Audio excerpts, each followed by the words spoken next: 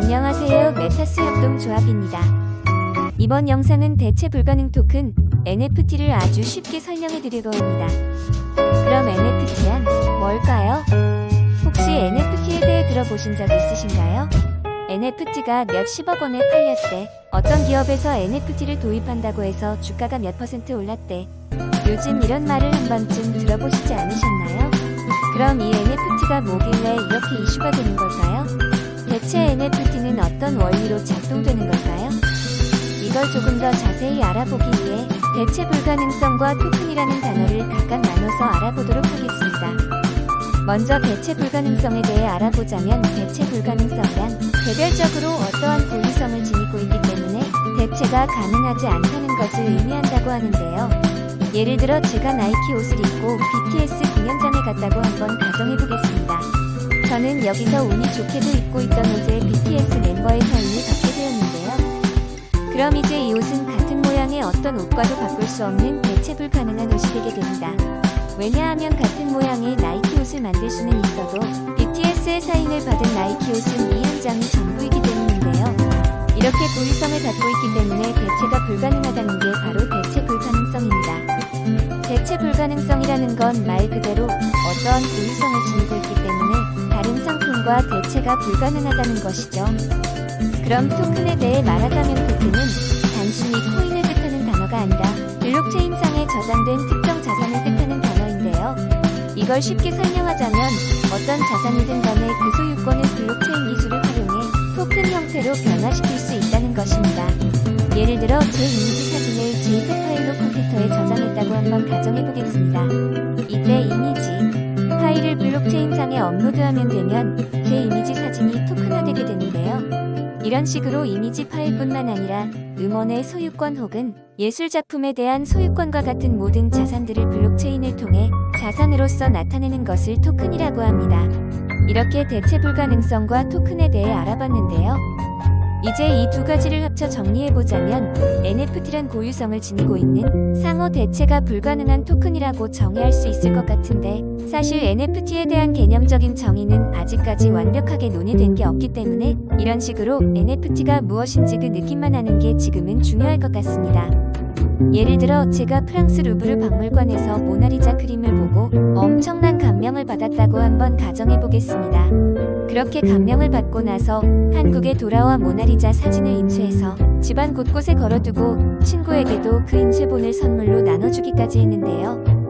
여기서 당연한 사실은 제가 아무리 모나리자 인쇄본을 집안에 걸어두었다고 해도 오리지널 원본은 프랑스 루브르 박물관에만 있다는 것입니다. 오히려 제가 이런 식으로 모나리자를 좋아하고 홍보할수록 그 가치는 점점 더 올라가게 되는 것이죠. 게임 아이템으로도 NFT를 설명할 수 있습니다. 조금 더 대체 불가능 토큰에 대해 알고 싶으시다고요? 언제든지 메타스 협동조합으로 오세요.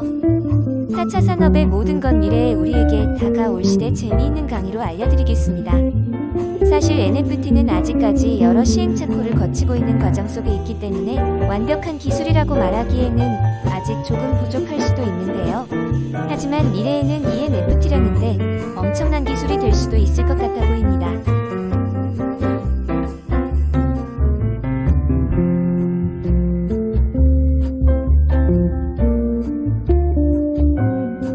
감사합니다.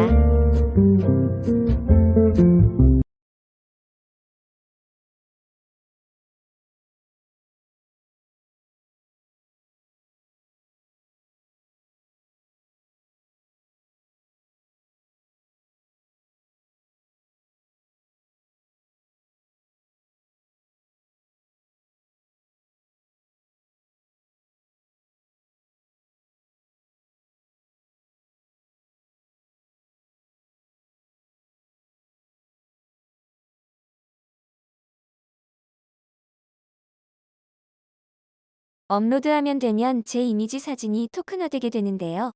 이런 식으로 이미지 파일뿐만 아니라 음원의 소유권 혹은 예술작품에 대한 소유권과 같은 모든 자산들을 블록체인을 통해 자산으로서 나타내는 것을 토큰이라고 합니다. 이렇게 대체 불가능성과 토큰에 대해 알아봤는데요. 이제 이 두 가지를 합쳐 정리해보자면 NFT란 고유성을 지니고 있는 상호 대체가 불가능한 토큰이라고 정의할 수 있을 것 같은데 사실 NFT에 대한 개념적인 정의는 아직까지 완벽하게 논의된 게 없기 때문에 이런 식으로 NFT가 무엇인지 그 느낌만 아는 게 지금은 중요할 것 같습니다. 이 NFT라는 게 어떤 의미를 갖는지 어떻게 작동되는지에 대해 조금 더 자세히 알아보겠습니다. 예를 들어 제가 어느 날 포토샵으로 엄청 화려한 고양이 그림을 그렸다고 한번 가정해 보겠습니다. 저는 너무 뿌듯한 마음에 이 고양이 이미지를 친구들에게 공유하게 되었는데요. 이렇게 친구들과 파일을 공유하게 되면서 이제는 저뿐만이 아니라 여러 사람들이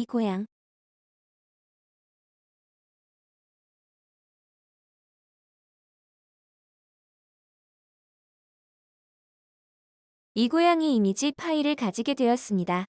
물론 친구들은 원본이 아니라 복사본을 가지고 있는 것이긴 하지만 디지털상에서 원본과 복사본은 딱히 큰 차이가 없는데요. 심지어 제 친구들이 지인들에게 이 이미지를 공유하게 되고 또 그 지인들은 자신의 지인들에게 공유하게 되면서 저도 모른 사이에 제가 그린 고양이 이미지는 널리 퍼져나가고 있을지도 모릅니다. 그렇다면 제가 만든 고양이 이미지는 누구 소유일까요?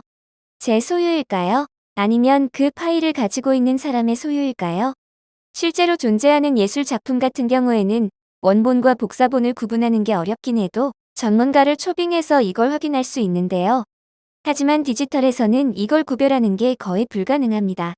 만약 제가 제 원본 이미지와 세상에 뿌려진 복사본들을 구별하지 못한다면 저는 더 이상 그 이미지에 대한 소유권을 증명할 수 있는 방법이 없는데요.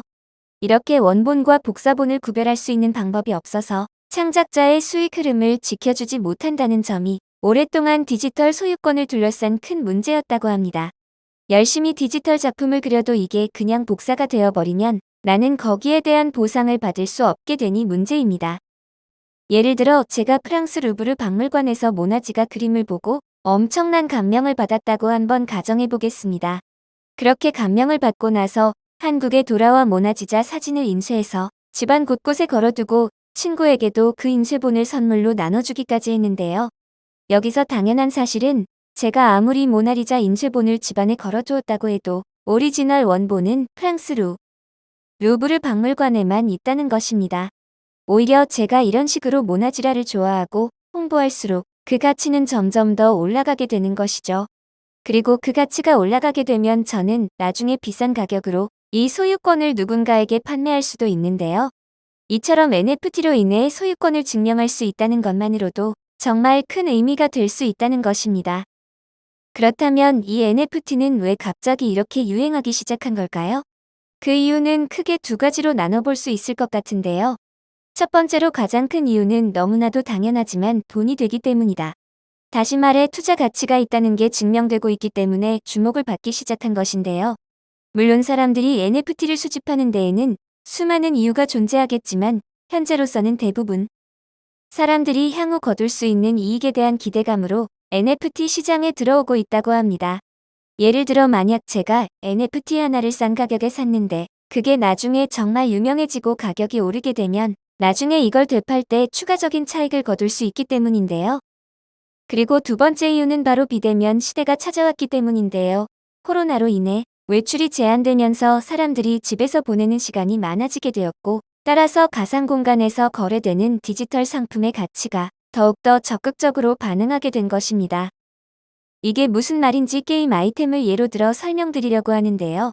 지금까지 게임 아이템이라고 하면 게임 회사가 제작한 게임 내에서만 사용할 수 있는 게이머가 실질적으로 소유권을 주장할 수 없는 가상의 아이템에 불과했습니다. 쉽게 말해 지금까지는 어떤 구조였냐면 내가 10억을 현질해서 서버에 단 하나밖에 없는 전설 아이템을 만들었는데 게임 회사가 갑자기 게임 서비스를 중단해버리면 내가 10억을 투자해서 얻은 전설 아이템은 순식간에 사라져버리게 되는 것인데요. 근데 이게 NFT가 가능하다라고 하면 게임 회사가 서비스를 중단해도 이 아이템은 NFT의 형태로 계속해서 내 소유권을 인정받게 되는 것입니다. 그렇게 블록체인상에서 저장된 제 아이템은 NFT가 호환되는 다른 게임에서도 소환할 수 있고 게임뿐만 아니라 NFT가 호환되는 다른 디지털 가상 세계에서도 제가 그 검을 뽐내면서 다닐 수 있는 것인데요. 이런 식으로 실질적인 주체인 내가 아이템을 NFT로 소유하게 되면서 절대적인 통제권을 가지고 해당 아이템을 다양한 방식으로 이용할 수 있게 되는 것이죠. 두 번째로 NFT 기술로 인해 탈중앙화가 이뤄지면서 창작자의 권한이 더욱더 강화될 수 있을 텐데요. 음악을 예로 들어 설명드리자면 지금은 대부분의 가수들이 음악 시장을 꽉 쥐고 있는 유명 레이블이나 혹은 저작권협회의 영향 아래서 의사결정권이나 금전적인 수입을 어느 정도 나눠야 하는 구조 속에 있을 텐데요. 하지만 NFT를 이용하게 되면 이런 기관들을 거치지 않고 소비자들에게 바로 앨범이나 곡을 판매할 수 있기 때문에 창작자의 권한이 더욱더 강화될 수 있는, 물론 당연히 이건 가수들뿐만 아니라 사회 전반적으로 다양한 분야의 창작자들에게 해당되는 사항인데요. 이렇게 지금까지 NFT에 대한 간단히 한번 알아봤습니다. 사실 NFT는 아직까지 여러 시행착오를 거치고 있는 과정 속에 있기 때문에 완벽한 기술이라고 말하기에는 아직 조금 부족할 수도 있는데요. 하지만 미래에는 ENFT라는데 엄청난 기술이 될 수도 있을 것 같아 보입니다. 4차 산업혁명 시대가 변화할 때 새로운 부자가 탄생한다고 해요. 우리는 아직 배울 것도 경험해야 할 것도 많지만 두려움보다는 도전하는 마음으로 NFT를 즐겨보세요. 수고 많으셨어요. 다음에도 좋은 자료로 만나요.